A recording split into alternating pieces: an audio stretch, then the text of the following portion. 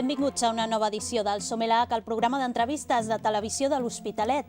Avui us convidem a que us endinseu amb nosaltres en un univers on hi ha bons i on hi ha dolents, on hi ha policies, hi ha lladres, hi ha assassins, hi ha dones misterioses. Estem parlant, ja ho sabeu, de novel·la negra i alguns també ho sabeu que parlar de novel·la negra a l'Hospitalet és parlar de la Biblioteca de la Bòbila. Ens acompanya avui el seu director, el Jordi Canal. Jordi, benvingut. Bona tarda. Començarem amb una pregunta molt directa. D'on et ve a tu l'afició per la novel·la negra? L'afició em ve de l'adolescència. Jo als 15-16 anys, jo soc de Berga, vaig néixer a Berga, i al carrer Major hi havia una llibreria amb un aparador enorme i hi havia llibres de la Cua de Palla i em vaig quedar absolutament fascinat per les cobertes.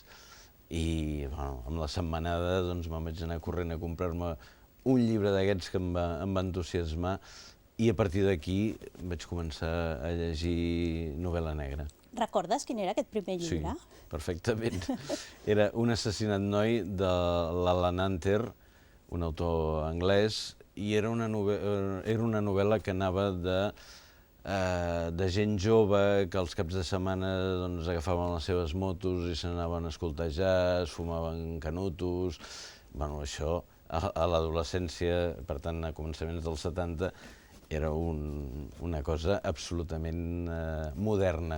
No podem parlar de la Biblioteca de la Bòbila sense parlar de potser el que és una de les grans joguines de la biblioteca, que és el Club de Lectura de novel·la negra. Aquest sí que és un club pioner a tot l'Estat i que porta més de 10 anys en funcionament.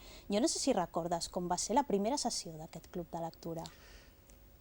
Les primeres sessions, m'imagino, devíem ser 5 o 6 persones, que devien... Clar, la biblioteca es va inaugurar al març, es va posar en marxa a l'abril, es va inaugurar just abans de Setmana Santa, vam obrir a l'abril, al setembre va sortir el primer número de l'Elac Confidencial, que és el butlletí del Club de Lectura, i al gener del 2000 es va fer la primera sessió, que va ser amb Collita Roja de Hammett.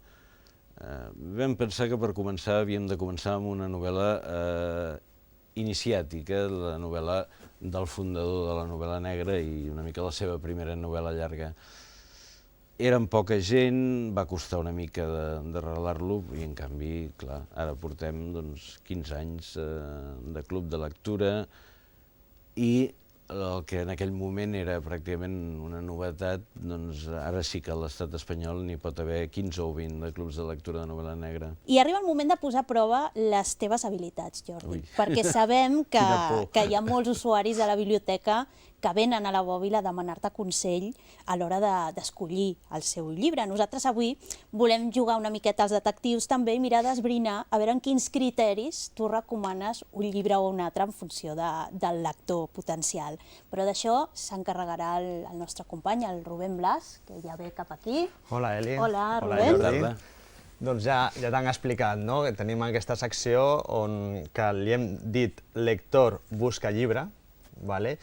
I podríem dir que una de les teves feines és posar en contacte això, lectors i llibres. Ets una mena d'agència de contactes de relacions literàries, no?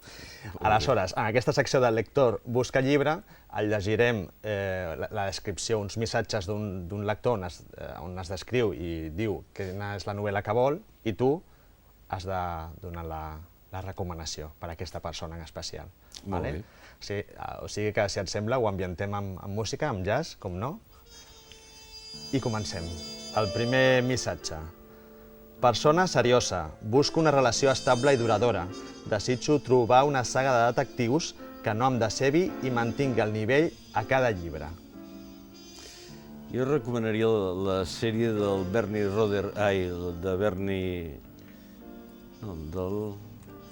la sèrie del Philip Kerr, que comença amb la trilogia de Berlín Negra, però després ha continuat i ara hi ha bastantes novel·les. I el detectiu està molt bé perquè, a pesar de que passa a l'Alemanya nazi o després de la Segona Guerra Mundial, té tots els elements del Philip Marlowe, però és una sèrie més llarga que la del Chandler. Jo penso que el lector s'ho passaria bé amb aquesta sèrie. Una relació estable, no?, en aquest cas? Sí. Sí? Philip Kerr. Sí. Molt bé.